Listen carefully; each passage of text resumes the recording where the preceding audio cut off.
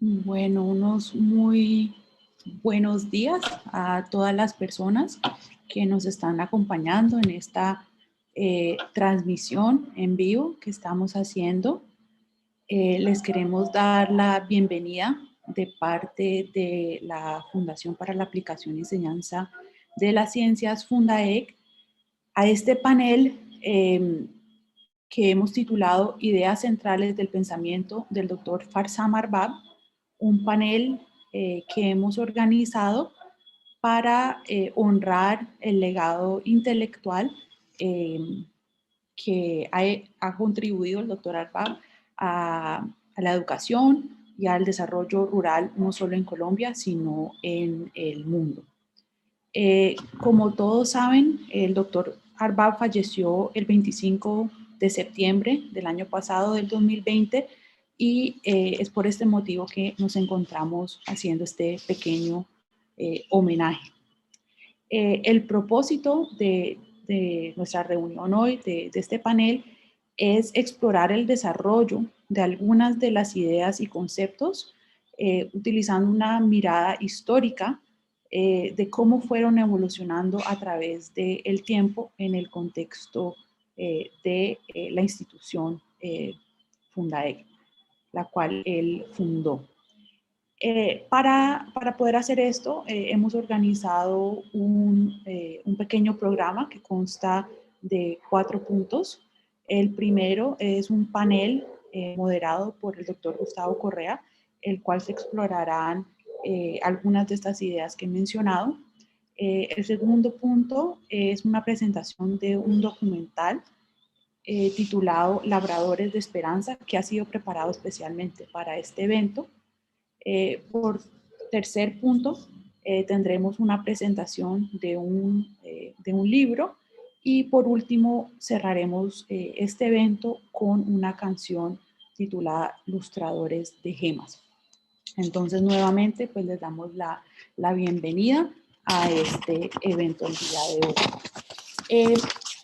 Primero que todo pues tengo el gusto de introducir al panel que nos va a estar acompañando y que va a estar presentando algunas de las ideas centrales que hemos mencionado. Como mencioné, el doctor Gustavo Correa será el moderador del panel, pero también es uno de los integrantes y el integrante del panel con mayor antigüedad. Los estaré presentando en orden de antigüedad en relación con Fundaec, que estuvo de verdad desde un inicio involucrado con todos los procesos de la institución, no solamente las ideas, sino también los diferentes programas y sirvió como pues, su director por más de 30 años. También contamos con la presencia del doctor Martín Prager, agrónomo, que llegó a Fundaec para apoyar todos los procesos y toda la investigación agrónoma en la cual se involucraba en ese momento Fundaec, y estamos muy contentos también de contar con su presencia. También nos acompaña la doctora Hale Arbab, que se unió a Fundaec para venir a apoyar todos los procesos de educación superior, particularmente alrededor del área del centro universitario con la licenciatura y otros programas de especialización también. Y por último, también contamos con la presencia de la señora Leslie Stewart, actual directora ejecutiva de Fundaec, que también estará presentando en este panel. Entonces les damos la bienvenida a nuestros 4 panelistas y comenzaremos con esta exposición. Muchas gracias.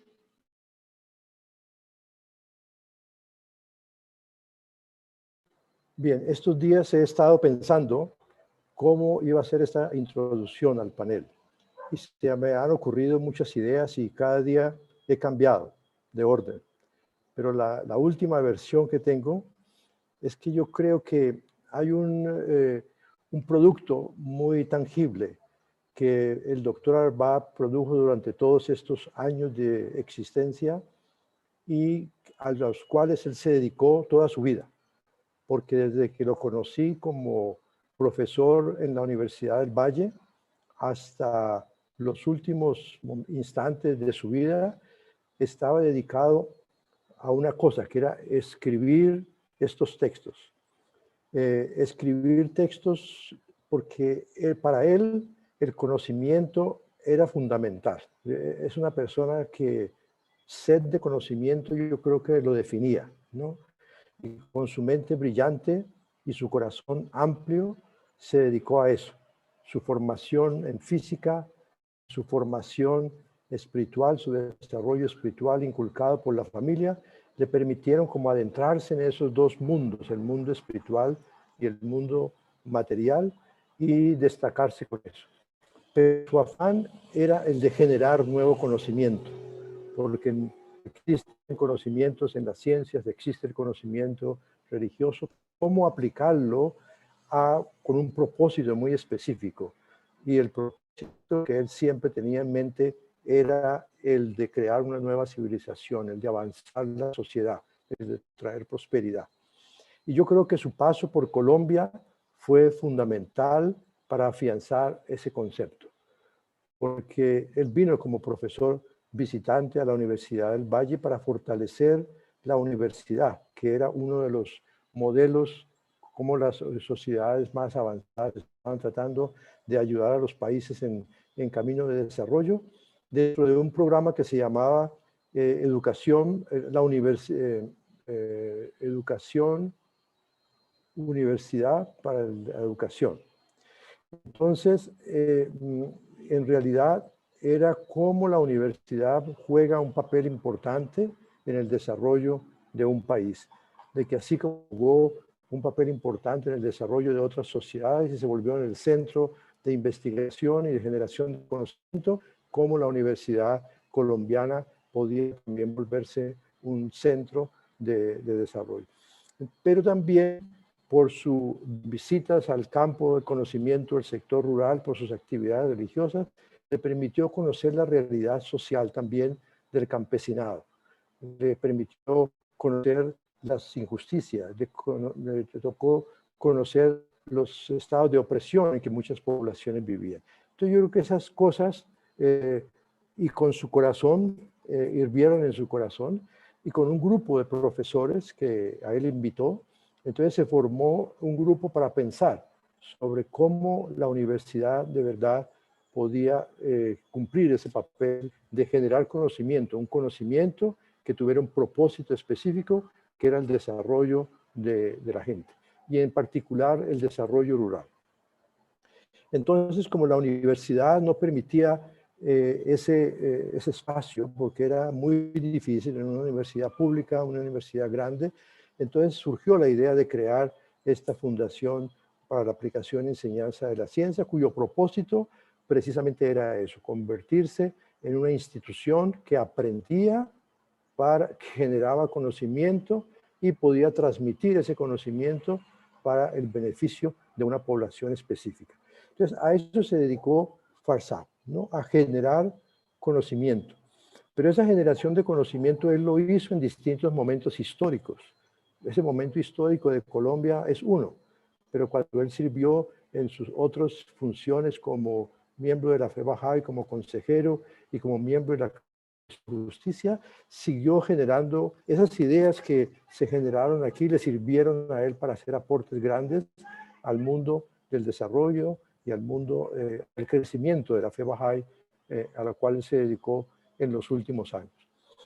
Pero entonces la pregunta era, y ahí es donde viene una de esas ideas. Entonces, una idea esencial que Farsam introdujo es ese concepto de la universidad que genera conocimiento para el desarrollo de un pueblo específico.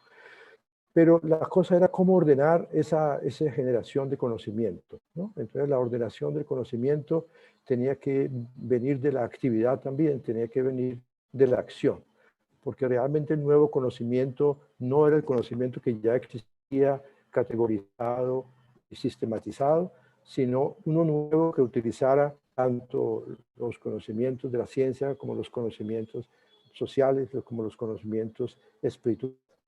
Entonces, él, digamos, introdujo ese concepto de un marco evolutivo de acción, un marco conceptual evolutivo. Entonces, ese marco conceptual evolutivo fue la solución para ponerle límites a la acción, en cierta manera, para darle consistencia a las cosas, para crear un lenguaje en el cual se pudiera hablar de estas cosas de una manera coherente, y también generar nuevos conceptos, redefinir ciertos conceptos. Entonces, dentro de esa redefinición de conceptos, precisamente está el concepto de desarrollo, que el desarrollo no debía concebirse como un paquete que se entrega a una población específica, sino que el desarrollo tenía que mirarse como un proceso en el cual la gente de una región participaba activamente. Esa era como la premisa fundamental y una idea importante de cómo se concibe el desarrollo. El desarrollo junto con una institución que aprende sobre el desarrollo. Bien, el siguiente paso era entonces cómo hacerlo, cómo generar conocimiento en una región particular. Entonces, donde surge la idea de que pues, no es traer el químico, el agrónomo, el físico, el administrador y juntarlos y desarrollar un programa específico. Era realmente mirar un poco una región, hacer una lectura de una región, identificar todas las actividades de vida de la gente y organizarlas en términos de procesos de vida. Y entonces el conocimiento se iba a generar alrededor de cada uno de esos procesos de vida. Y precisamente uno de esos procesos es la producción de alimentos, ¿no? Del cual Martín nos va a hablar. Entonces, en ese momento histórico también, había todo este boom y esta corriente de la revolución que ofrecía paquetes tecnológicos para aumentar significativamente la producción, pero por el otro lado estaba el pensamiento campesino, la producción campesina de su pequeña parcela, y esas dos cosas como que entraban en conflicto, ¿no? Entonces, precisamente un ejemplo de cómo generaba conocimiento es, bueno, traigamos el conocimiento científico, el último, en la frontera del conocimiento de la agronomía, y juntémoslo con la lógica campesina y las técnicas campesinas y creemos una cosa nueva. Entonces, así como en el proceso de producción de alimentos, en el proceso agrícola, los sistemas de producción, se desarrollaron unas investigaciones, había que traer conocimiento científico, por eso Martín vino y contribuyó en ese proceso. Entonces, asimismo, se trabajaron otras cosas en la organización de la comunidad, en lo de la socialización, ¿no? La producción secundaria, etcétera, muchas otras cosas. Pero esa manera de pensar y de organizar el aprendizaje me parece que también es una cosa que es novedosa, es una idea central en el pensamiento de Farsam. Entonces, la cosa era la gente cómo participa, que ese es el otro. Participación era uno de esos conceptos que también había que redefinir, ¿no? Entonces, participación no era simplemente venir y juntarse y participar en la conversación. Participar significativamente quería decir ser un co-investigador en todos esos procesos de vida y en la generación de conocimiento. Entonces, se necesitaba gente de la región que produjera conocimiento. Entonces, de ahí es que surge entonces la idea de sistematizar todo ese conocimiento que se iba generando en unos textos que son una crónica de una experiencia. Esos textos son una crónica de una experiencia colectiva, es decir, en el que participaron muchas personas. Su contenido, participar en la creación de ese contenido, participaron muchas personas, pero naturalmente fue Farsam el que contribuyó significativamente con ideas, y la pluma de él tan prolífica y su corazón que le dio el toque final a todo eso en los textos que nosotros conocemos. Y el resultado de eso, digamos, eso también me parece que es novedoso, cómo sistematizar una experiencia que no se quede en los archivos, en los anaqueles de las universidades o de los centros de investigación, sino que sea efectivo, porque el propósito no era solamente generar conocimiento, sino difundir conocimiento. Y el texto entonces se volvió un instrumento para difundir ese conocimiento que se estaba generando. Entonces, de esa manera, pues se produjeron, pero cuando uno ve, entonces también se necesitaba un agente de cambio. Y ese agente de cambio tenía que ser alguien de la región. Entonces los textos, de alguna manera, esas crónicas de la experiencia, se fueron organizando en unos programas educativos que permitieran el entrenamiento de estos agentes de cambio. Pero agente de cambio era una persona que iba a ser un co-investigador, como dije, era una persona que participaba en la generación del conocimiento. Entonces no era un técnico más que que venía a ayudar a unas cosas específicas, sino era un nuevo investigado. Entonces, esa cosa de introducir, esa es una idea fundamental también del pensamiento de Farsam, ¿no?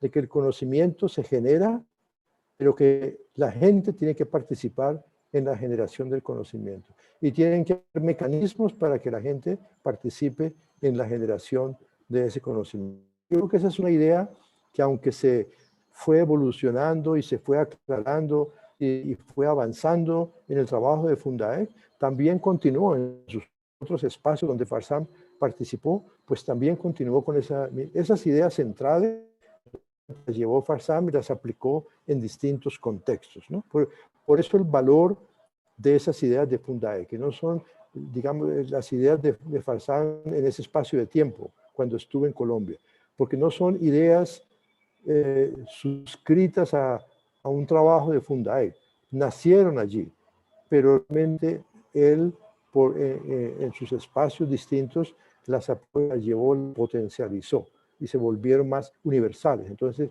en ese sentido, esas ideas también son una contribución al conocimiento en general. Bien, yo creo que como introducción, esas breves palabras, y pues yo diría que muchas de estas ideas tocan las nuevas generaciones de mirar cómo se pueden no perder, digamos, están en los textos, están en los materiales educativos, están en los documentos, pero requieren análisis, requieren estudio, y también para que se puedan aplicar en diferentes contextos y se vuelven un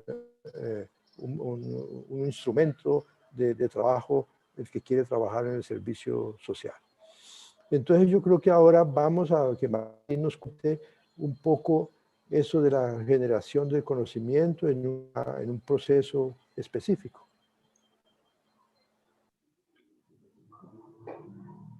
Sí, muy buenos días.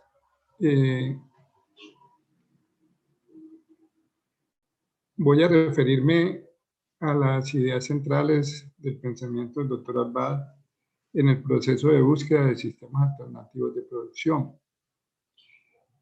Voy a iniciar esta presentación recordando un momento en el que con el Dr. Arvad íbamos hacia La Robleda, que era donde inició la Universidad Rural en Santander de Quilichao, y Caloto.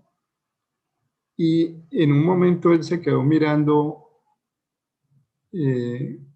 la pradera y la montaña y me dijo, este mundo podría ser mucho mejor de lo que es. Yo sentí en esas palabras un poco como un sentimiento de pesar por las condiciones difíciles en que se encontraba el campesinado en el norte del Cauca, especialmente en un momento coyuntural donde estaba creciendo el monocultivo de caña de azúcar y los pequeños agricultores de la región estaban siendo afectados por la pérdida de su tierra, por el incremento de problemas fitosanitarios, etc. En esas palabras que expresó el doctor Arvad, había una profunda convicción y una fe en el papel que puede jugar el campesinado en la sociedad, especialmente pues por su razón de ser en los espacios rurales. El pensamiento del doctor Arvad en relación a que había necesidad de implementar una serie de mecanismos que empoderaran a ese campesino para que él pudiera desempeñar un rol importante en la sociedad. Y que ese empoderamiento, uno de los elementos importantes de ese empoderamiento, es encontrar un modelo productivo mucho más adaptable a las condiciones del pequeño agricultor y del campesino. Ese modelo tenía que tener como unos elementos centrales. El primer elemento que comentaba el doctor Arvad era el de una producción continua de alimentos a través de áreas pequeñas que permitieran, por una parte, pues asegurar la seguridad alimentaria, la producción de alimentos para la familia campesina y también excedentes para la región, para la sociedad. Pero en la implementación de pequeños módulos permitiría de alguna manera una sincronía entre la disponibilidad de mano de obra que hay en la familia campesina, los recursos que hay, como un mecanismo también de disminución de riesgo.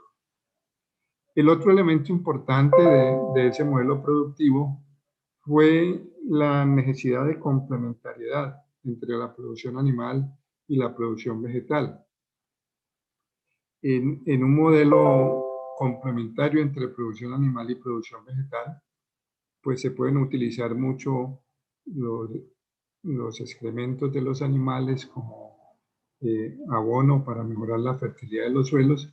Se puede mejorar mucho los residuos agrícolas de cosecha como fuente para los animales, de tal manera que en la coexistencia de esos dos elementos principales de modelo alternativo de producción existiría una complementariedad. Otro elemento importante de ese modelo y que desarrolló Fundadea a través de los años de investigación fue el establecimiento de un modelo biodiverso, modelo que no utilizara la producción de un solo cultivo, sino que fuera la mayor cantidad y la mayor posibilidad de biodiversidad a implementar, como un mecanismo que favoreciera la menor presencia de enfermedades y también la menor presencia de insectos dañinos. Por otra parte, desde el punto de vista social, ese modelo biodiverso nos permitiría o nos permite tener una disminución de los riesgos climáticos a los que se enfrenta el agricultor y la posibilidad de pues, perder una cosecha. El otro elemento importante era la necesidad de desarrollar tecnologías específicas que permitieran mejorar los recursos que intervienen en ese proceso productivo. Estamos hablando en especial del suelo como un recurso vital en el proceso de producción agrícola a través, por ejemplo, de tecnologías como el uso de barbechos, la rotación de cultivos, el uso de abonos verdes y obviamente pues también otro recurso importante, el agua. Entonces estamos pensando siempre en un modelo que optimizara su uso a través de sistemas de riego mínimo, etc.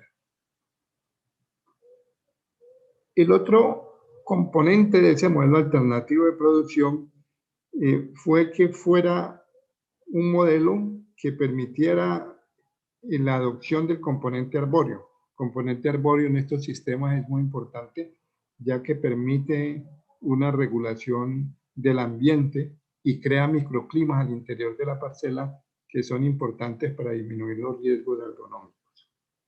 El otro aspecto en ese modelo productivo fue la generación de energía. Estábamos pensando siempre en las discusiones en implementar tecnologías que permitieran utilizar los residuos de los animales para generar gas, en la producción también de la energía solar. Yo creo que Fundaec en sus instalaciones fue pionero en el establecimiento de este tipo de tecnologías. El otro componente que caracteriza ese modelo fue un modelo que tuviera una tecnología propia en maquinaria que le ayudara a hacer al agricultor su trabajo más fácil. Recuerdo mucho que el doctor Alba decía que había que tener una serie de equipos que fueran intermedios entre el tractor y el azadón. Y esos equipos son muy necesarios en las labores agrícolas.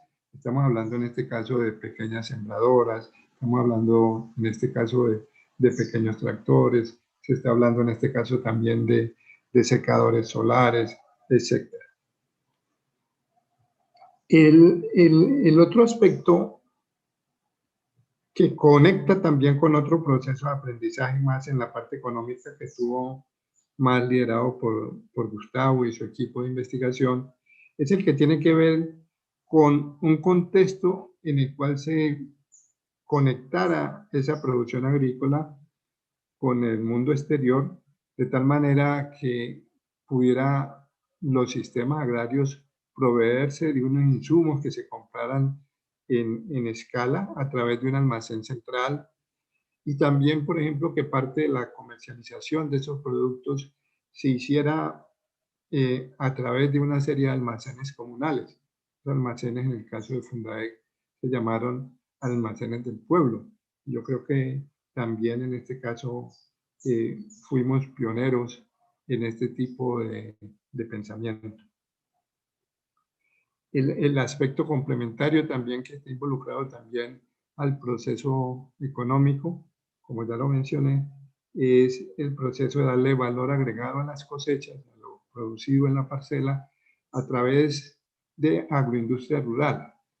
Yo fundé, trabajó por muchos años bajo el liderazgo, como dije, de Gustavo, en este proceso de agroindustria rural, y se implementaron pequeñas plantas de producción de jugo, de producción de pulpa, etcétera, etcétera. El otro aspecto importante también, que fue una de las ideas centrales del doctor Alba, era su preocupación porque este conocimiento no se quedara en el entorno de la universidad rural, sino que fuera un conocimiento que pudiéramos socializar y enriquecer también a través del conocimiento de otras experiencias. En este caso, se implementó un intercambio de experiencias a nivel de América Latina con muchas instituciones del Ecuador, de Perú, del Paraguay, y esto dio origen a ese intercambio de experiencias, a la creación de un centro latinoamericano de tecnología y educación rural, que también fue uno de los pensamientos centrales del doctor Alba, porque a través del intercambio de experiencias, pues también nos enriquecíamos, pero también nuestra experiencia pudiera servirle a otras instituciones para avanzar en este proceso de una manera más rápida. A nivel local también se propuso la creación de redes, el intercambio con otras instituciones, pequeñas ONGs que trabajaban en la región, como el Instituto Mayor Campesino, CETEC, y entonces teníamos un proceso que se desarrollaba al interior de Fundaec, pero que era dado a conocer a través de los mecanismos de esta red. Yo quiero finalizar este pequeño ejemplo diciendo que el mundo rural le debe un agradecimiento profundo al doctor Alba por haber sido pionero en estas ideas. Yo creo que de estas ideas se nutrieron muchas instituciones, las cuales hoy en día trabajan en empoderar a ese campesino, en la creación de un movimiento campesino fuerte, necesario también para el desenvolvimiento de las sociedades rurales. Y también finalizo diciendo que a través de este proceso, pues también me enriquecí profesionalmente. El doctor Alba en nuestras salidas, en nuestras conversaciones, era una persona muy profunda, y hablábamos de diferentes temas como de geología, de suelos, los cuales deberían ir en los textos, y siempre había preguntas muy inteligentes de parte de él que mostraban mi debilidad en esos temas y que hacían necesario que yo tuviera que recurrir a estudiar para poder contestar las preguntas que a través de esos diálogos me hacía. Yo creo que con eso, pues, centro mi presentación, y muchísimas gracias. Muchas gracias, Martín, por indicarnos este ejemplo muy específico de cómo se generó conocimiento alrededor de los sistemas alternativos de producción y cómo se tuvo que traer conocimiento de afuera. En realidad, y Farsam estuvo en la mitad de todo eso. Uno decía, pero él es un físico en partículas elementales. Entonces, ¿cómo está hablando de agricultura? Entonces, realmente, eso muestra también que en esos procesos de aprendizaje el que investiga también tiene que aprender y aprender, traerlo en constante aprendizaje para poder de verdad contribuir. Y paulatinamente ese investigador, esa persona se va volviendo alguien multidisciplinario, alguien que puede manejar distintos temas en la conversación y en la acción.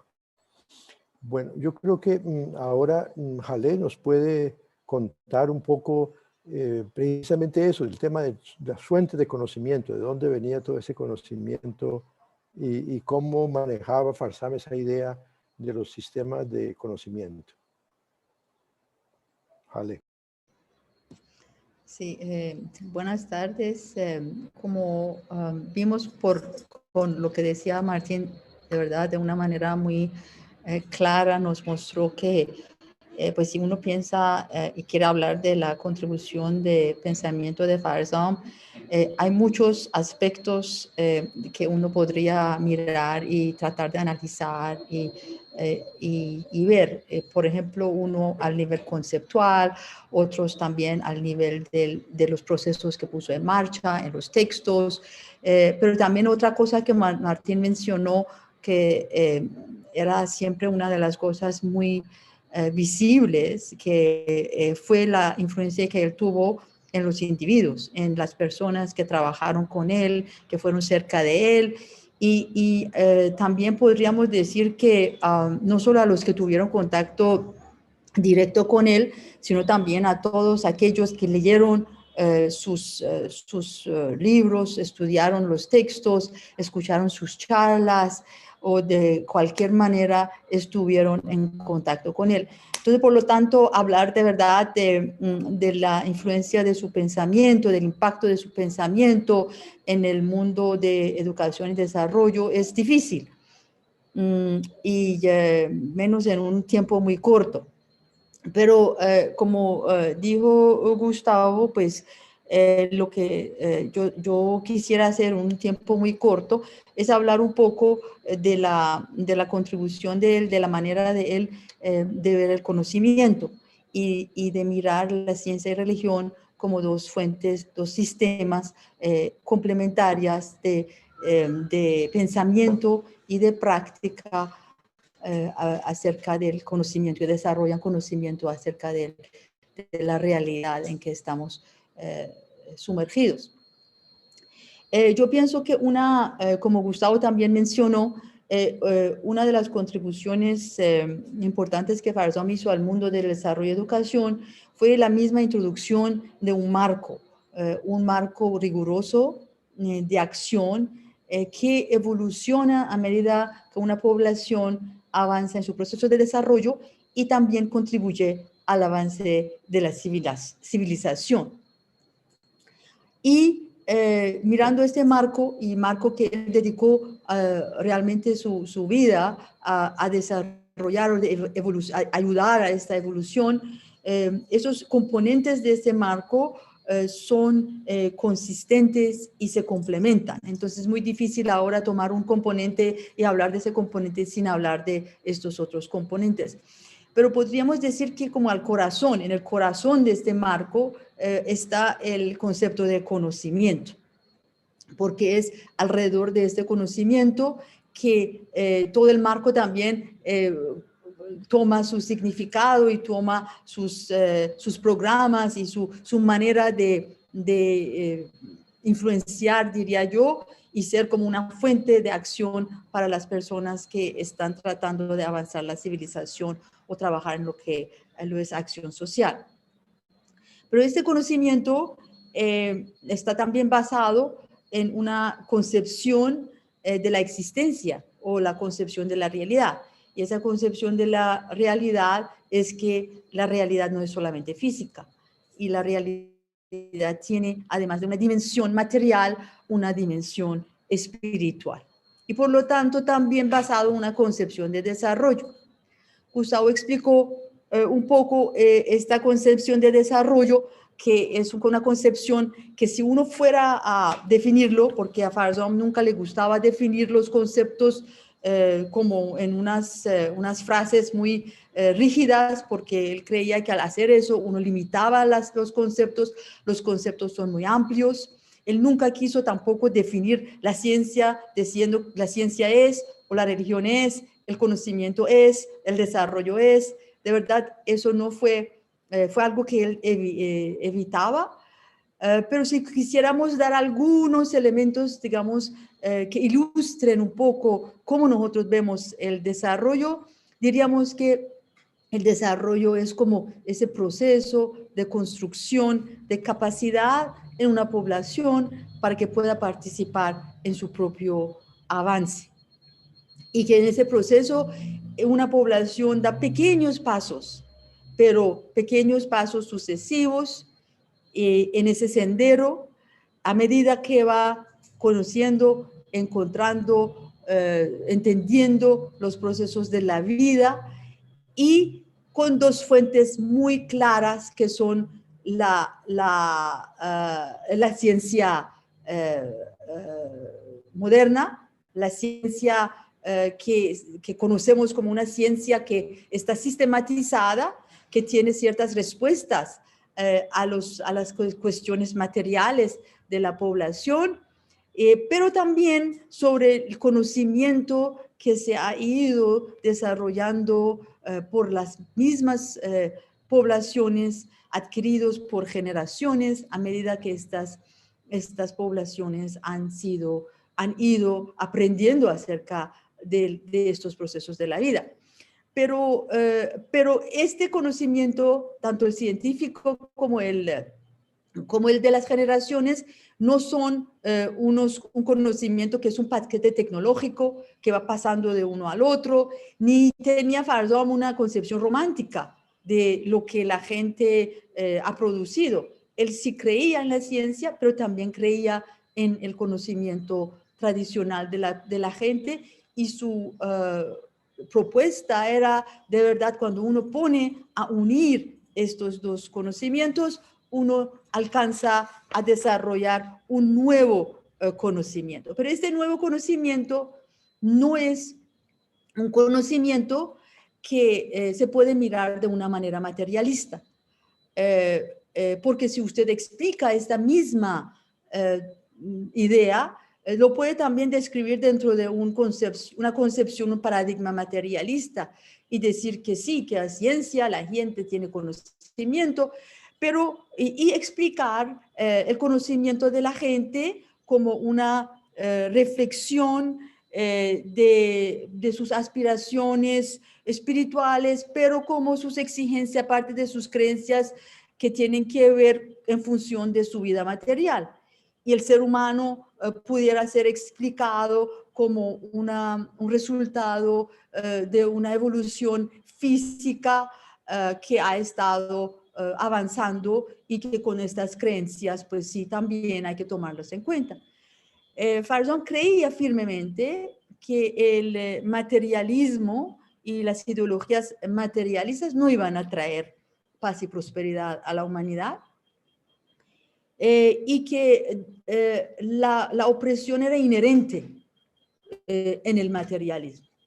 En otras palabras, si uno quisiera construir un mundo diferente dentro de una concepción que ve el desarrollo como una coherencia entre lo espiritual y lo material, uno tendría que reconocer la parte espiritual, y uno tendría que ver al ser humano como no solamente un ser material, sino que un ser que también tiene cualidades, aspiraciones espirituales, y que entonces este proceso educativo tendría que dirigirse a estas dos dimensiones, a estos dos aspectos del ser humano, y que estos dos se complementan.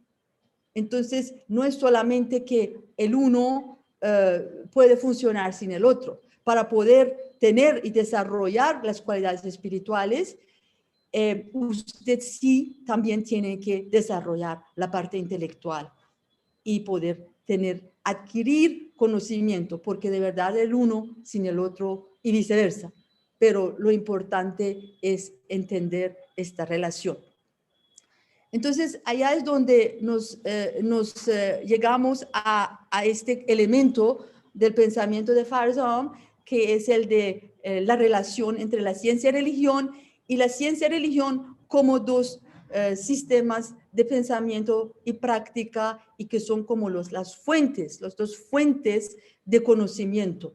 Entonces, si la realidad es una, la realidad tiene dos dimensiones, entonces para conocer esta realidad necesitamos dos sistemas de conocimiento. Ahora, es cierto que, cuando uno habla de ciencia-religión, pues es fácil aceptar que la ciencia es un sistema de conocimiento. Pero Farzam sabía que había mucha oposición de parte de mucha gente de aceptar que la religión podría ser un sistema de conocimiento. Y entonces yo creo que muchos de sus esfuerzos, de su pensamiento, fue de desarrollar una visión sofisticada que daría lugar a un diálogo entre estos dos. Entonces eso ya nos lleva al nivel filosófico, al nivel conceptual, como un físico, pero también como una persona que tenía creencias religiosas y que también basaba mucho de su entendimiento de la religión sobre lo que él leía, lo que él había aprendido, lo que había estudiado y seguía estudiando de la fe Bahá'í acerca de la religión. Entonces así fue que él durante todos estos años trató de desarrollar una explicación sofisticada de esta relación entre estos dos y de esos conceptos. Por ejemplo, una de las cosas que mucha gente le preguntaba era que usted, ¿por qué habla de la religión? ¿Usted por qué no habla de la espiritualidad? Porque realmente pues todos aceptamos que la espiritualidad es importante, pero ¿por qué la religión?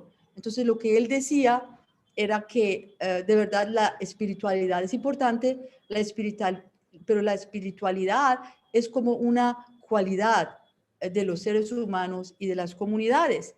Y también adorna tanto las ciencias como las artes.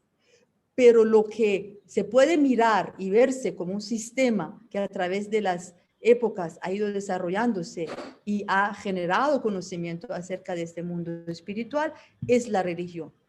Pero otra vez, la religión como entendida hoy en día por mucha gente, pues de pronto no. Cuando usted piensa en religiones, diferentes maneras de pensar, muchas cosas que de verdad hasta tienen elementos fanáticos, religiones que han tenido han causado muchas guerras. De esta manera, de estos aspectos de la religión, usted seguramente no podría ver eso lo que él estaba viendo y explicando, pero una religión definida de una manera de un sistema de conocimiento cuyo propósito es llevar a la humanidad a conocer su realidad espiritual, que es su unicidad, de que realmente todos somos unos y eso es lo que vamos a tener que alcanzar, a establecer este principio de la unicidad con su otro principio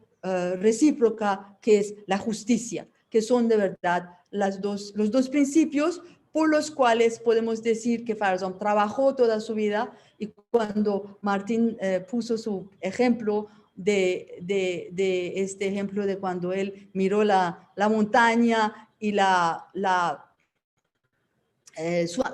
entorno, el pensamiento que llegó a su mente de verdad era que este mundo podría ser un mundo mejor, y para esto él trabajó. Entonces, si de verdad uno quisiera hablar al nivel conceptual de esta relación entre la ciencia y la religión y desarrollar esta visión sofisticada que Farzam trató de desarrollar y avanzó bastante en eso, y como decía Gustavo, muchos tienen que venir después y avanzar este pensamiento.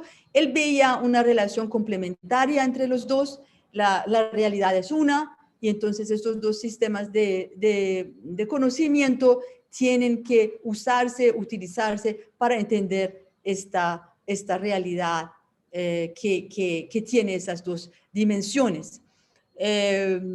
Y solo para terminar, pues se puede hablar mucho solo para terminar, pues cuando él siempre veía muchas personas que de pronto estaban hablando de estas relaciones y a él no le satisfacían.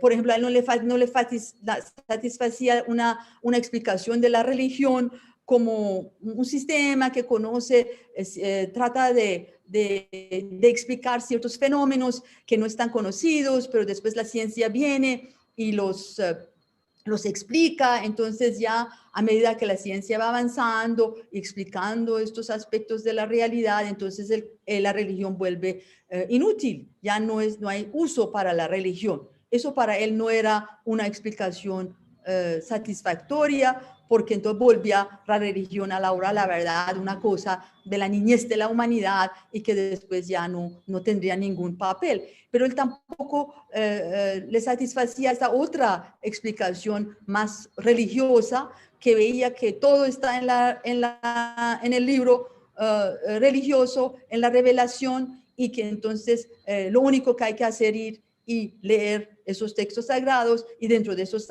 textos sagrados vamos a encontrar la respuesta a todas las cosas que necesitamos encontrar, de los misterios humanos. Pues sí, hay cierta realidad en eso, pero él pensaba que eso no podría ser, porque entonces, ¿qué hace la ciencia? Para que la ciencia, y como científico, él era un defensor de la ciencia, pero una ciencia también entendida, yo diría, de una manera mucho más amplia de lo que la gente común entiende la ciencia, como una fórmula, como unos pasos, como algo que ahora conoce la realidad, describe la verdad y que es así, y ha probado que es así, sino que él pensaba en una ciencia como un sistema amplia, que avanza, que evoluciona y tiene muchos elementos que también pueden ser comparados, como que pueden interactuar con la religión.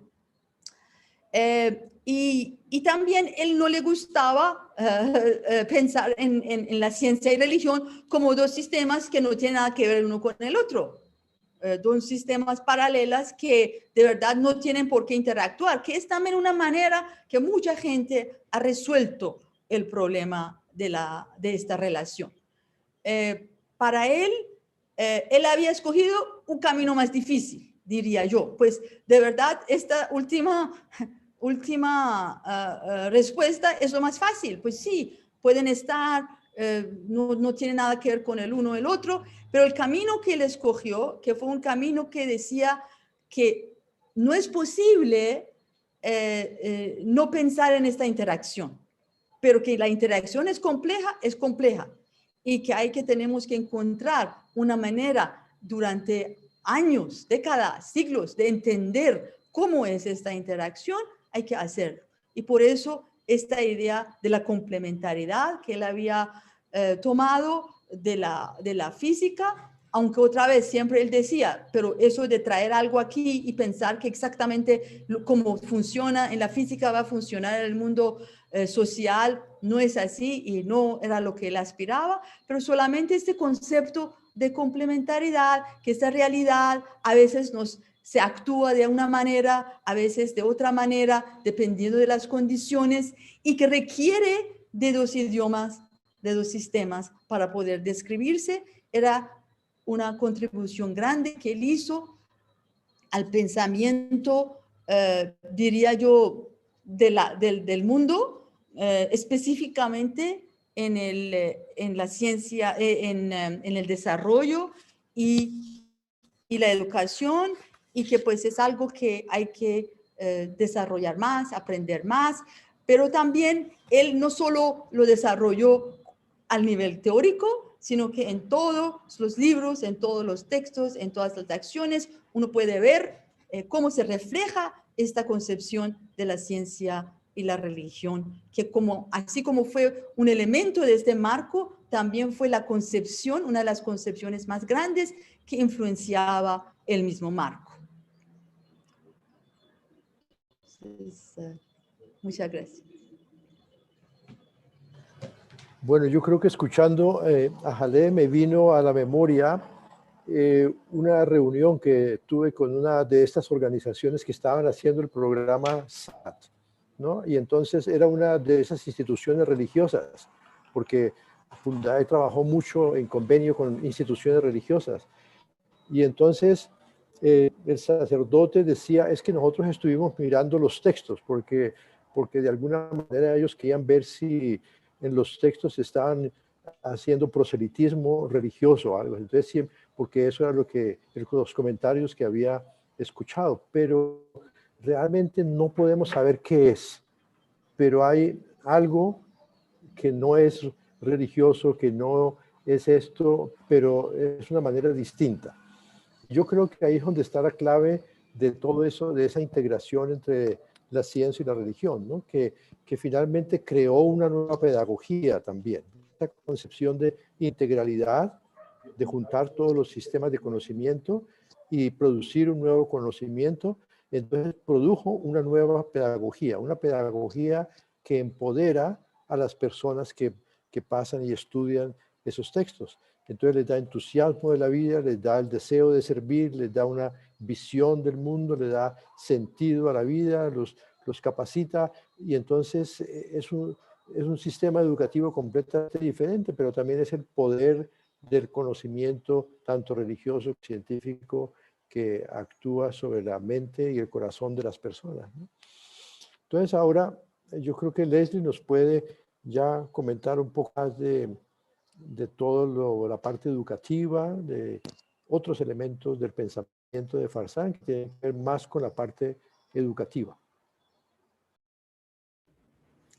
Sí, muchas gracias, Gustavo. Sí, de verdad, como usted estaba mencionando al comienzo, ¿no? Una de las grandes contribuciones, yo creo, y vamos a hablar un poquito más de esa dimensión del pensamiento del doctor Arbab como educador también, ¿no? Y cómo todos esos distintos textos educativos, documentos, conferencias, ponencias, de verdad que él elaboró, finalmente, y que son, como decían, una crónica, ¿verdad?, de esa experiencia colectiva, y de que recurriendo, como decía Jalé, a esa fuente de conocimiento de la ciencia, de la religión y del conocimiento tradicional de la gente, cómo fue surgiendo también, de verdad, una contribución muy importante que él hizo al campo de la educación en términos de la emergencia de una manera avanzada en la forma de pensar en la construcción del currículo y de presentar el conocimiento en forma de textos educativos.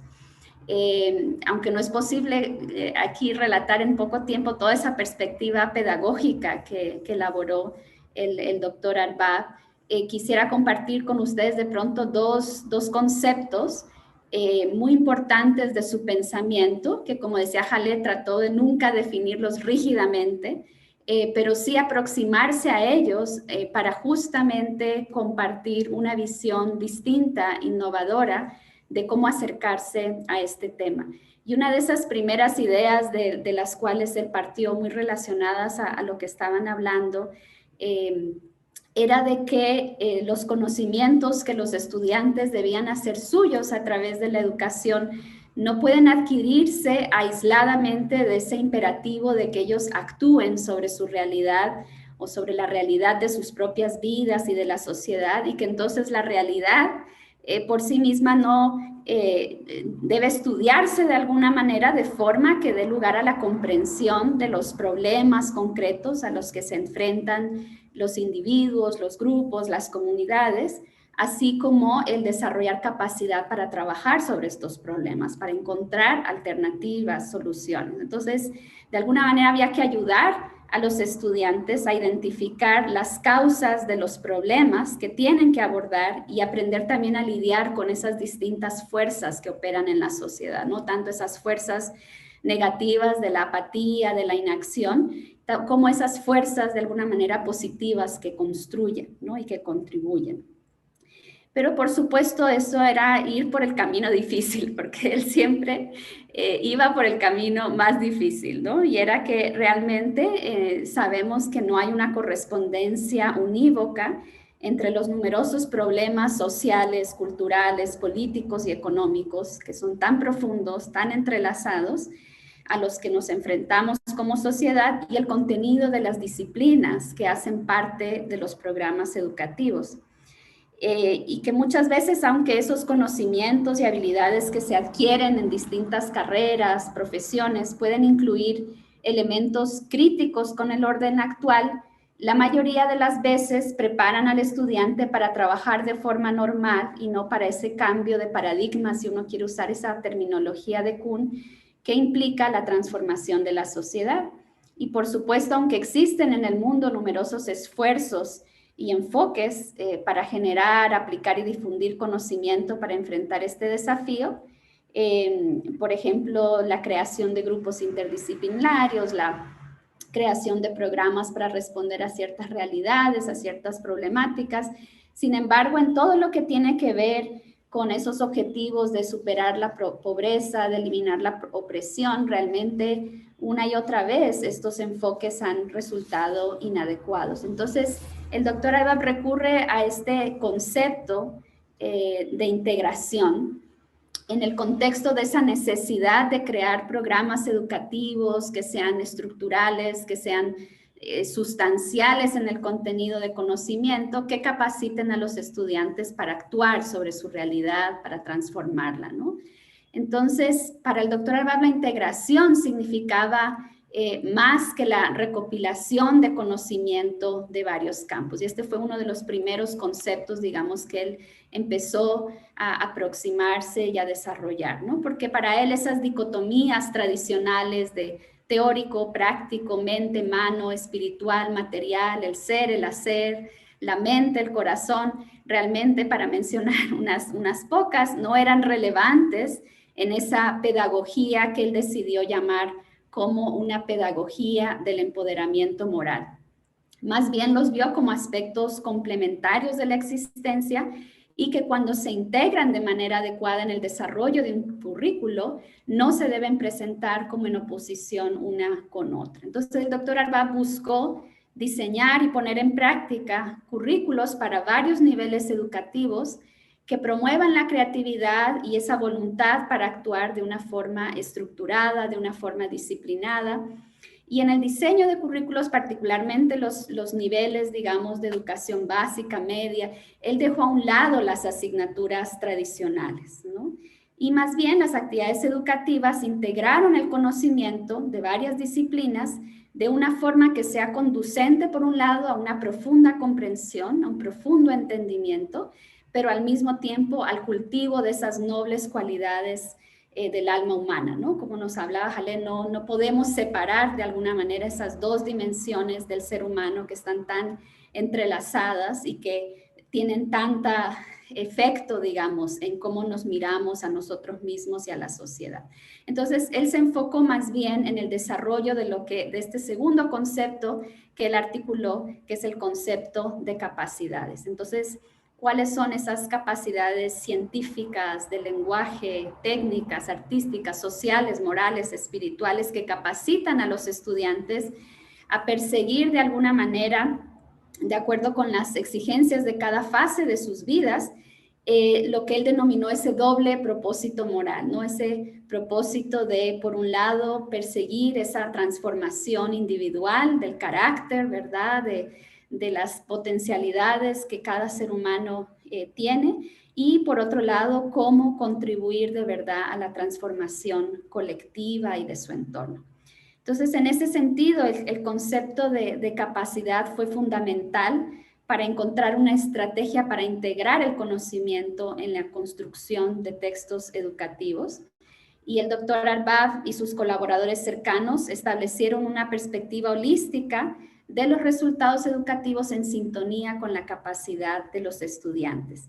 Y por supuesto, nunca lo definió de manera rígida, pero en términos generales definió esta capacidad como un conjunto indefinido de conceptos interrelacionados, fragmentos de información, actitudes, cualidades espirituales, destrezas y habilidades que empoderan a una persona para pensar y actuar en una esfera de actividad particular y de acuerdo con un propósito bien definido. Entonces, al abordar de alguna manera, de forma explícita, bajo esta sombrilla de capacidad, estos diversos elementos como la habilidad y la información por un lado, y la actitud y la comprensión espiritual por el otro, entonces se hizo un esfuerzo por integrar el ser y el hacer, ¿no?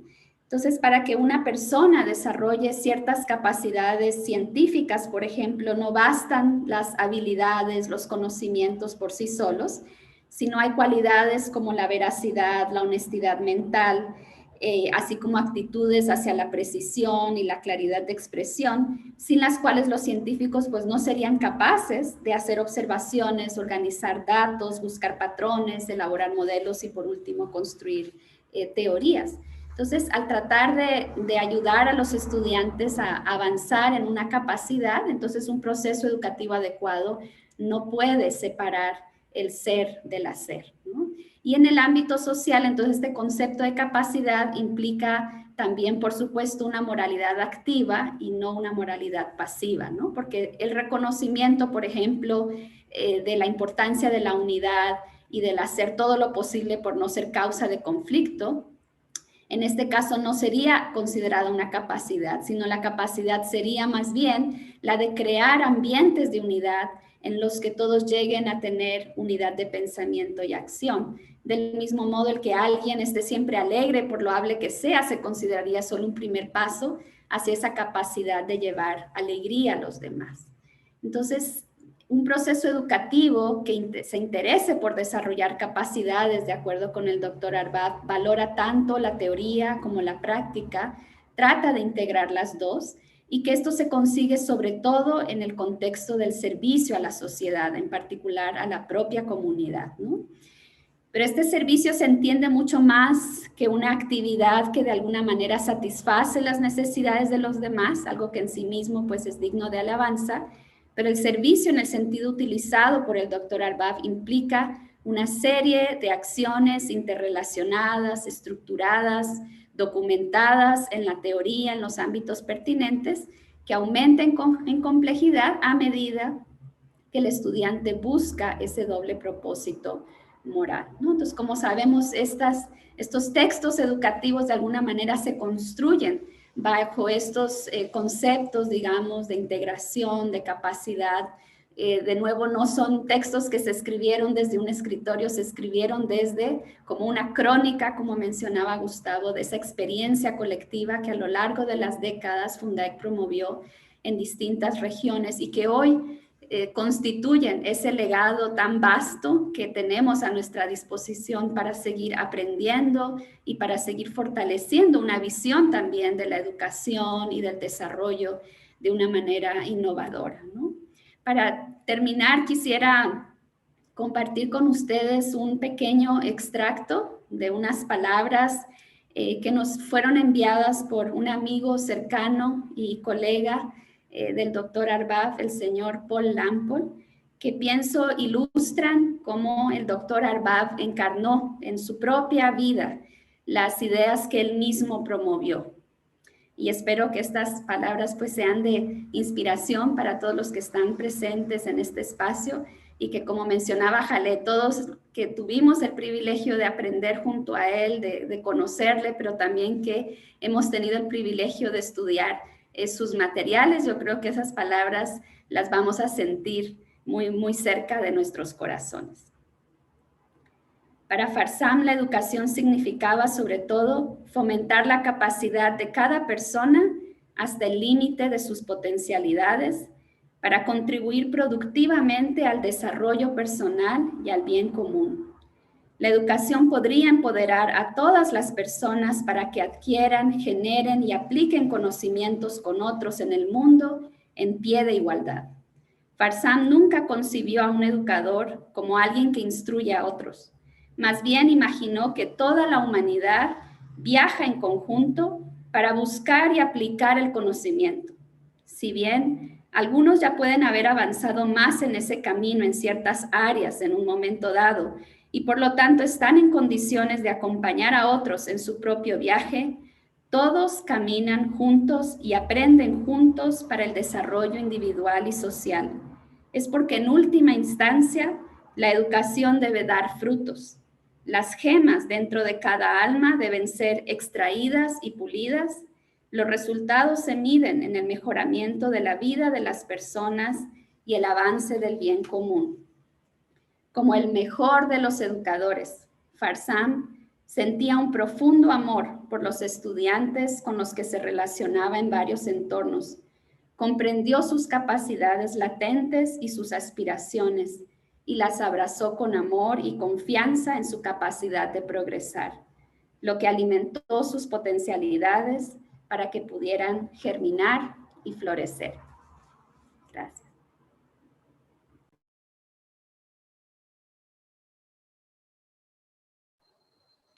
Bueno, muchas gracias, Leslie, por ese comentario sobre esos dos conceptos también que son importantes en el pensamiento de Farsam, ¿no? El de integración y el de la capacidad. Farsam acostumbraba a decir, para explicar, porque ese concepto de una capacidad, así como la describió Leslie, a veces es difícil de comprender. Entonces, una vez lo escuché diciendo en una reunión que, digamos, una capacidad es como piezas de conocimiento, pedazos de conocimiento que usted viene y trae, pero no son piezas de conocimiento que usted pone una al lado de la otra y dice esto es integración, sino que usted los cocina y finalmente lo que resulta de eso, entonces ese es el nuevo conocimiento y ese es el conocimiento integrado. Yo creo que eso es valiosísimo, ¿no? Digamos, esa manera nueva de construir currículo, no simplemente poner disciplinas una al lado de la otra y combinarlas y sacar finalmente a un profesional o a un agente de cambio, sino realmente dar capacidad. Y no es una competencia tampoco, porque a veces se confunde la capacidad con la competencia, porque la competencia pues ayuda a hacer algo, pero una capacidad es todavía un nivel superior, porque permite a la persona ser consciente de lo que está haciendo, ser consciente, poder discutir, poder participar en el avance de ese conocimiento. Entonces, gracias a todos los amigos y como decía al principio, yo creo que estas ideas pues permanecen y van a poderse utilizar en distintos campos, en distintos escenarios, y yo creo que pues yo por lo menos me siento con la responsabilidad de difundirlas, ¿no? Porque así, eso es parte de todo el proceso con el que se empezó, de difundir el conocimiento, y estas ideas son también para difundir, para que las personas puedan utilizarlas en distintos espacios. Muchas gracias a todos. Bueno, muchas gracias a nuestros panelistas por esta exposición, aunque breve, pero a la vez profunda, de algunos de los conceptos, los cuales desarrolló el doctor Arbab a través de su vida, y pues que sabemos que estos panelistas también estuvieron presentes en esos momentos históricos que hemos mencionado, tanto como sus colegas, pero también como sus amigos. Y pues seguramente hay muchas otras personas que hubieran querido estar presentes en este momento, también muchas otras personas que quisieran decir algunas palabras, pero pues por la modalidad en la cual estamos transmitiendo, pues no es posible, pero solamente también me gustaría mencionar a la doctora Francia Torné de Barcácer, que también sería una de esas personas que pues estaría aquí presente y que seguro tendría mucho más para contribuir también en estas ideas y el desarrollo de estas ideas.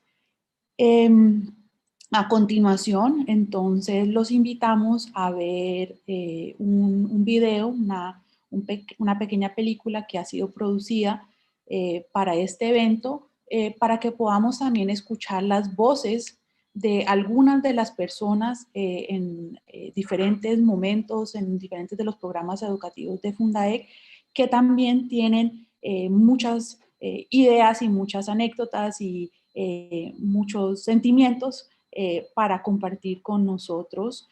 Este video pues ha sido elaborado por por un equipo bajo la dirección del señor Luciano Rodríguez. Entonces les damos la bienvenida para poder entonces ver este documental.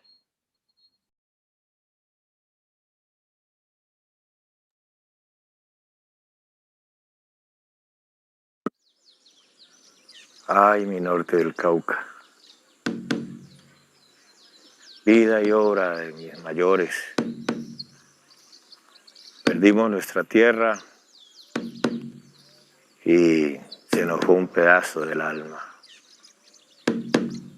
Y lo más triste de todo, tener que trabajar empeñados en una industria que no es nuestra, en nuestras mismas tierras. Muy triste, por Dios.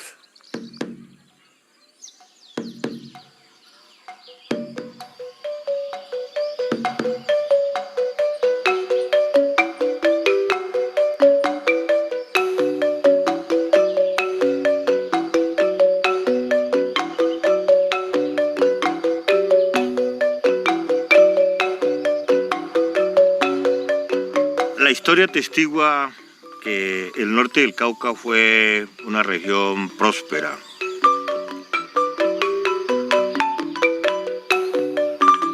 El paisaje era un paisaje muy ecológico, teníamos ríos, había mucha variedad de pescado, había aves de campo.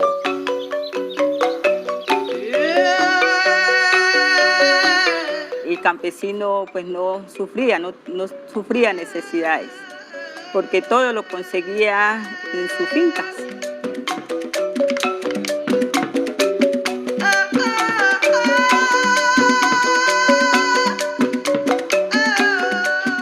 Con cacao, plátano, frutales, café, maderables.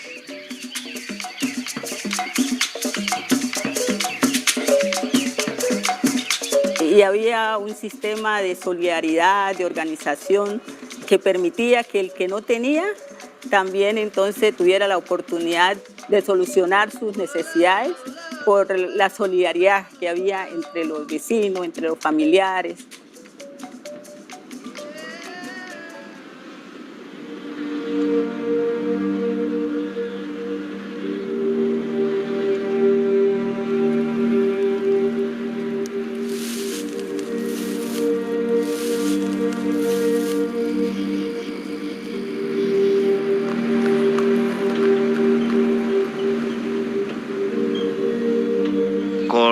La situación de Cuba empieza a fortalecerse más la necesidad de sembrar más caña en el valle geográfico del río Cauca.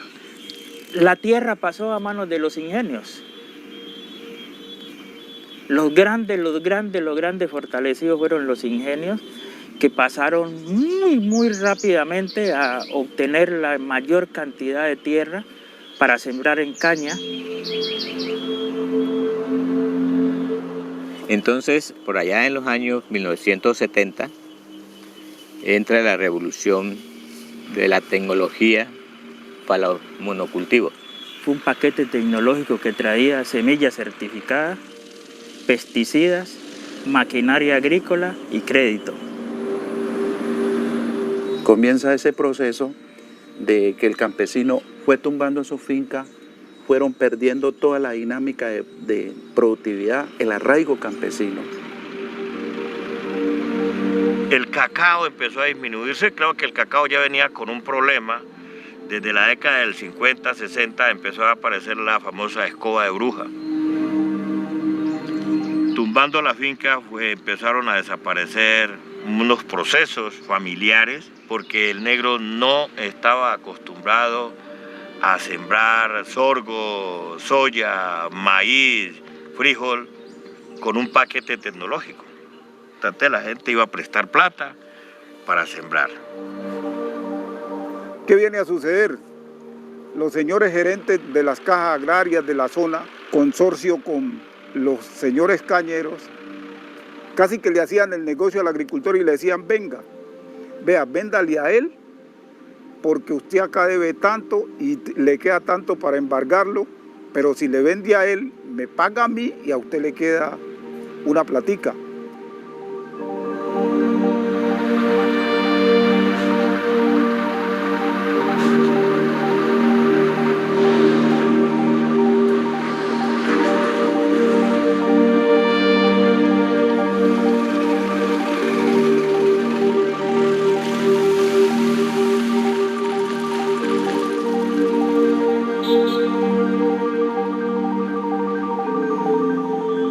Y muchos campesinos con sus hijos, después de perder la tierra, tuvieron que emigrar hacia las grandes ciudades, a los cinturones que hoy conocemos como las invasiones.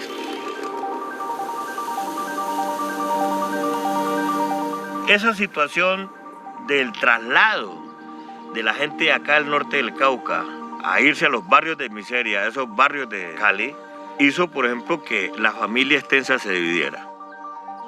El hecho de que ya entonces no hay una mamá en la casa, el papá también tocó salir a trabajar, eso realmente hizo un desajuste en la vida familiar.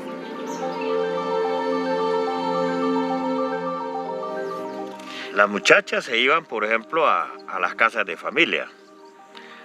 Y los jóvenes que no tenían una preparación académica adecuada, ni siquiera han terminado un bachillerato, pues tuvieron que irse a trabajar en la construcción.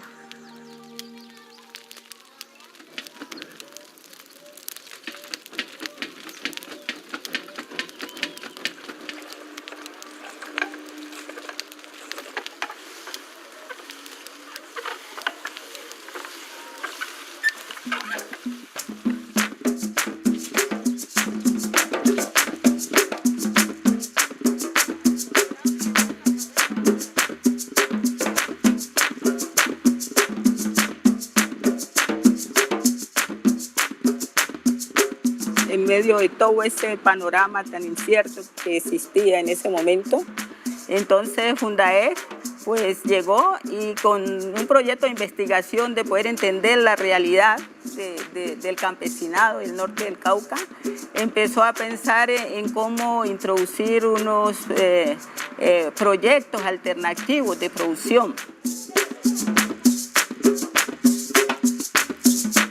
Fue así como buscó a algunos jóvenes de la zona para compartir con esos jóvenes ciencia, teniendo en cuenta el conocimiento previo del agricultor, que era muy grande, era un científico, pero que hace sus cosas de acuerdo a lo que ha aprendido, lo que le ha enseñado la vida.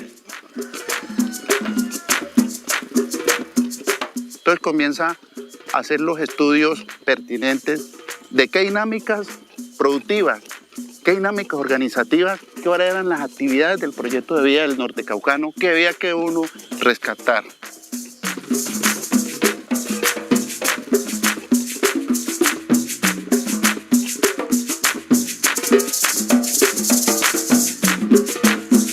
A través de Fundaec entran los famosos subsistemas, donde es la producción de cultivos asociados, y a través de esta producción de cultivos asociados, las comunidades vuelven a adquirir conciencia y muchos de ellos comenzaron a replantear lo que habían perdido.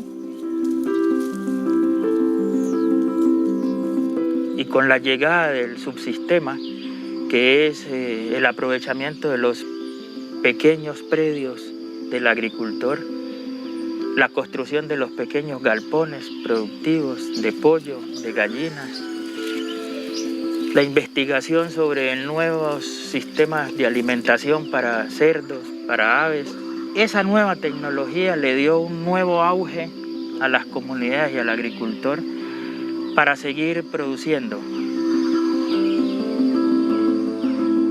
El agricultor hacía para producir y ellos introdujeron algunas formas, por ejemplo, de producir abonos orgánicos. Entonces se hacía lombricompuesto, que la materia orgánica que ellos utilizaban como cobertura para que se descompusiera y fuera abono, se hiciera un compost y fuera un abono más productivo, digamos, más eficaz. Nosotros estamos detrás de un modelo un poco agrobiodiverso, un modelo que rescatara y conservara buena parte de esa biodiversidad que existía en el norte del Cauca, todavía existe, y un modelo que permitiera arraigar a ese agricultor a su tierra, fortalecer la familia en primer lugar, pero también fortalecer los nexos con la comunidad, con los vecinos.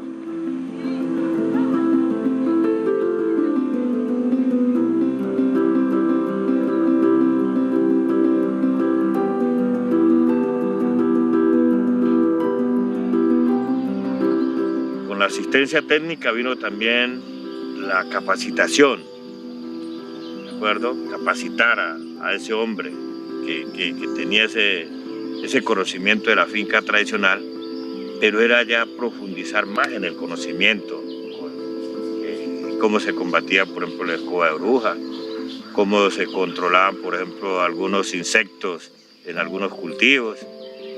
Y esa parte era muy rica, muy buena, porque hacíamos extensión, pero era con alegría, porque había como una nueva dimensión de la vida, se estaba viendo, había un resurgimiento, un renacimiento de la región.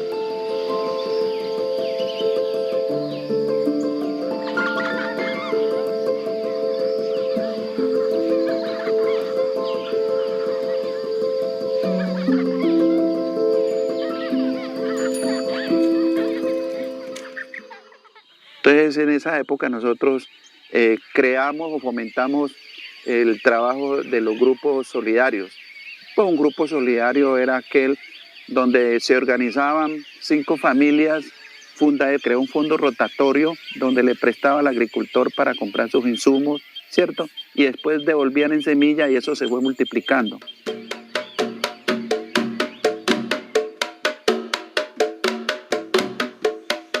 Lo solidario estaba en que todos íbamos a mirar por el bienestar de todos. Y si algún agricultor por alguna calamidad perdía sus recursos, ya sea por plaga en los cultivos, ya sea por enfermedad en los animales, entonces entre todos le ayudábamos para que su capital no se perdiera y siguiera en el proceso productivo. Esos grupos solidarios dio origen a que nosotros estableciéramos en el norte del Cauca los famosos almacenes del pueblo. Donde podía acopiar elementos de la agricultura, de la producción, para hacer más fácil al campesino tener acceso tanto a semillas como a algunos abonos, de la parte avícola también alimentos para cerdos, para gallinas. Y esos almacén central se replicó realmente en cada comunidad que se llamaban almacenes comunitarios.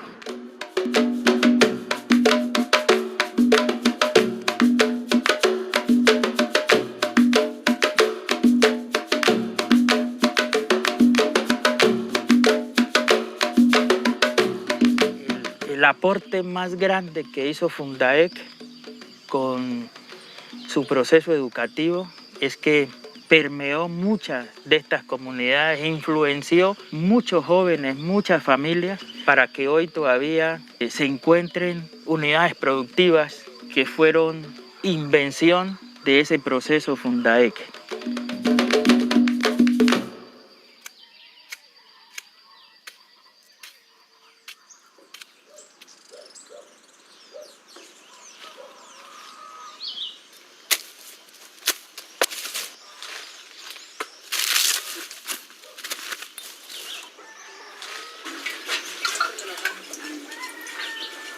Yo soy una heredera de la finca tradicional, pues mi papá levantó su familia con una finca tradicional. Gracias también a la semilla, a las enseñanzas que obtuvimos de Fundaed, entonces aprendimos realmente a ver ese valor que tiene la tierra y la producción.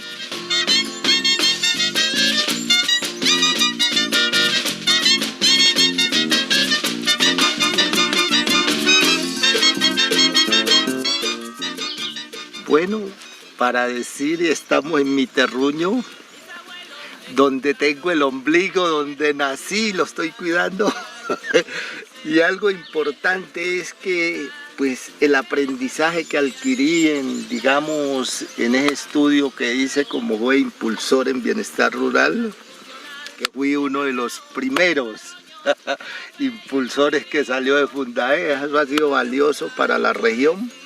En este momento pues puedo decir que aquí en la zona tengo varios proyectos que he estado adelantando, como es la cría de peces, mantengo una vaquita, ovejos, gallinas, pollos de engorde, hay el huevo y una excelente huerta donde está, digamos, buscando un poquito lo que es la subsistencia alimentaria. Eso casi que está definido en estos momentos.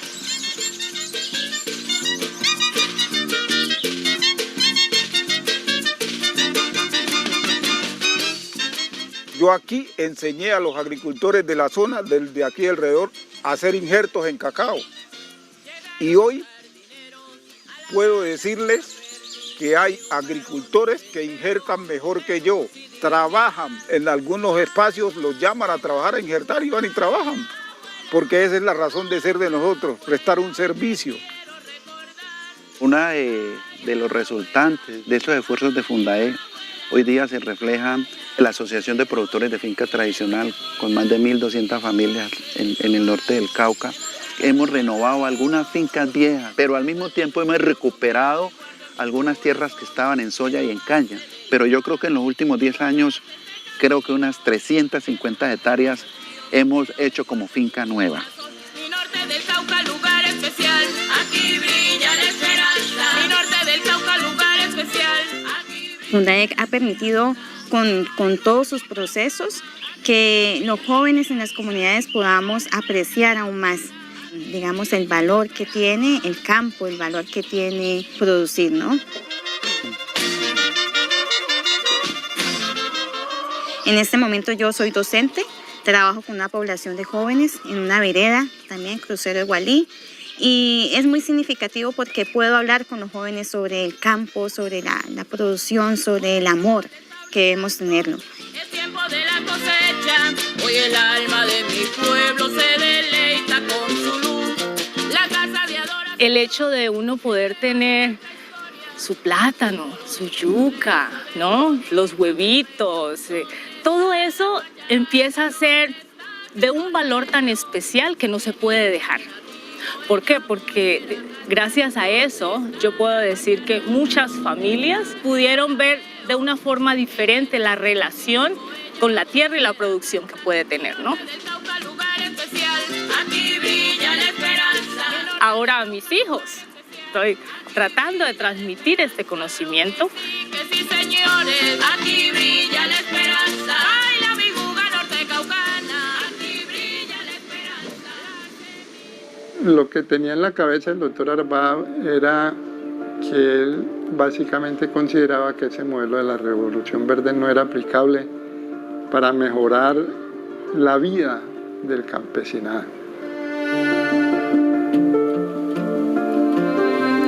Una de las cosas que realmente más me impresionó el primer día que llegué al salón de clase Fundae fue cuando miré a los lados y entonces vi que realmente era nuestra misma gente, los campesinos del norte del Cauca, y vi a ese señor ahí parado, el doctor Arbab, ahí mirándonos y tratando de enseñarnos realmente cómo podíamos nosotros mismos desarrollar todo ese potencial para poder ser capaces de gestionar el desarrollo de nuestras comunidades. Es un legado único, porque él tuvo la visión y pudo ver en los pobladores que se encontró en su camino una esperanza de vida, una esperanza básicamente para toda la humanidad.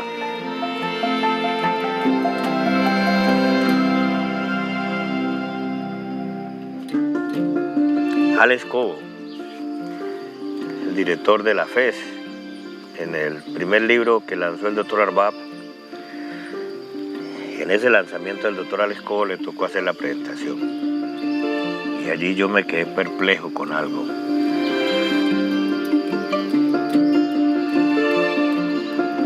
El doctor Alex Cobo dijo, estamos frente a una de las personas que sin temor a equivocarme, se le adelantó el mundo en 100 años.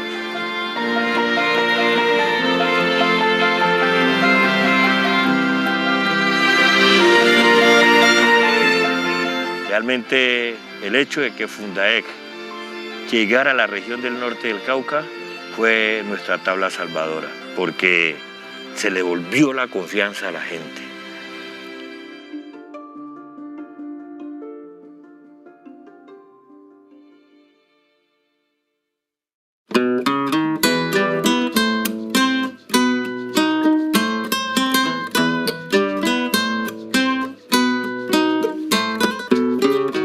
Aquí en el norte del Cauca, la tierra tiene valor, porque cada agricultor lleva su finca en el alma, traga de sol a sol para ganar el sustento, que comparte muy contento con toda la vecindad.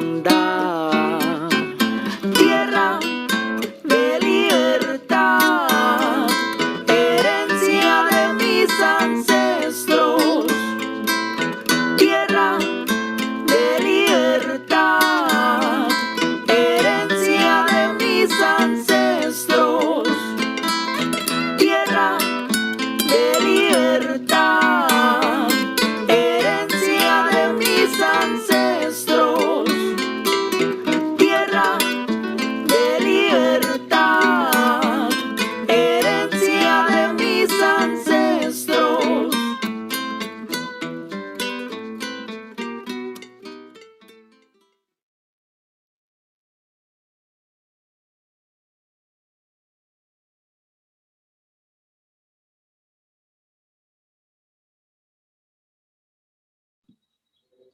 Bueno, muchas gracias nuevamente a todo el equipo de producción que hizo posible este video y también en tan corto tiempo. Esperamos pues que lo hayan disfrutado mucho y les comentamos de que en los próximos días el video ya estará en la página de YouTube de Fundaec para que pues lo puedan utilizar, para que lo puedan volver a ver, para que se pueda reproducir. En este momento no está, pero en los próximos días ya estará disponible. También queremos compartir con ustedes de que pues uno de los temas que hemos hablado el día de hoy es de la importancia de que muchas de estas ideas que se han elaborado a lo largo de estas décadas pues han estado organizadas y se encuentran en diferentes textos educativos y diferentes materiales y libros de Fundaec. Por este motivo, quisiéramos anunciar que se va a hacer un relanzamiento, una segunda publicación de uno de los libros escritos por el doctor Arbab, que es que se llama La senda del aprendizaje en Latinoamérica, opción moral.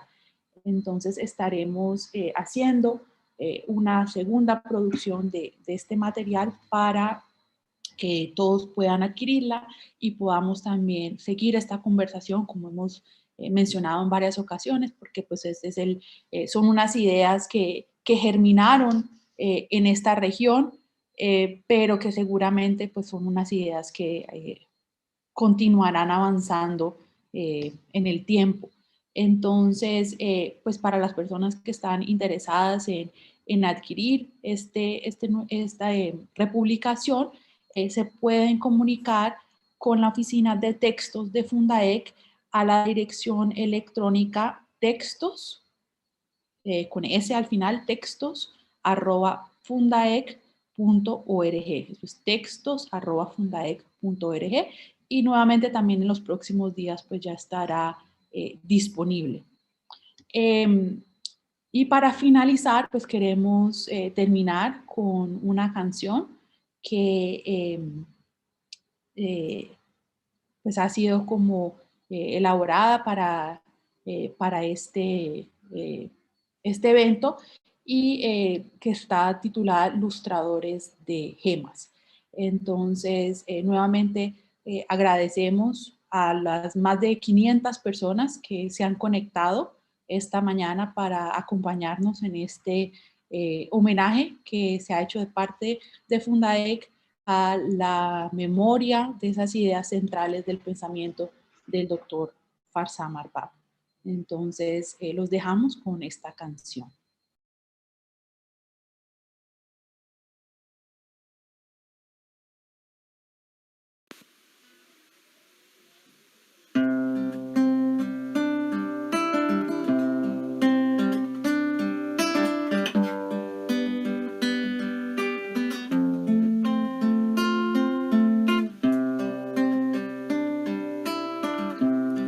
Soy despertar de un sueño en un amanecer de abril, suave brisa en la montaña, dulce aroma de café, tantas manos que me guiaron, la aventura de explorar, la guitarra, las canciones, los poemas que escribí, una huella en el camino, soberbia triste del ayer. Disfrutar de este jardín,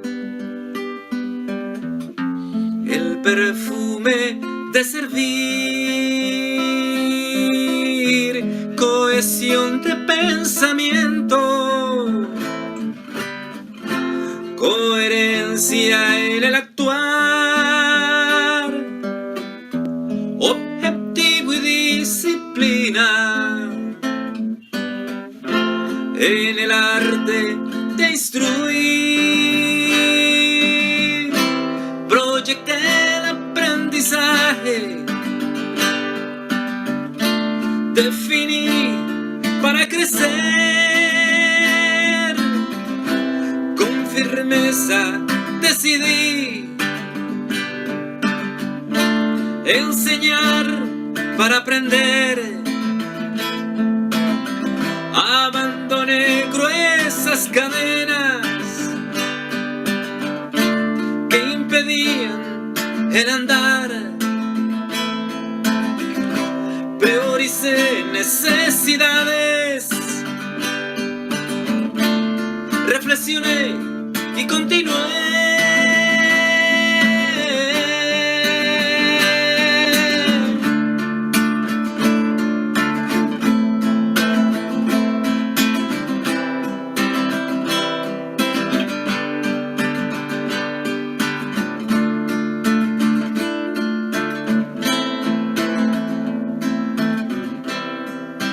Aquel que da confianza en tu andar con timidez, el pincel que colorea en tu rostro la ilusión,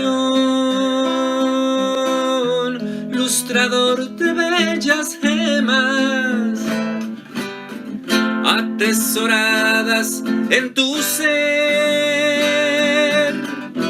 quien comprende tu mirada,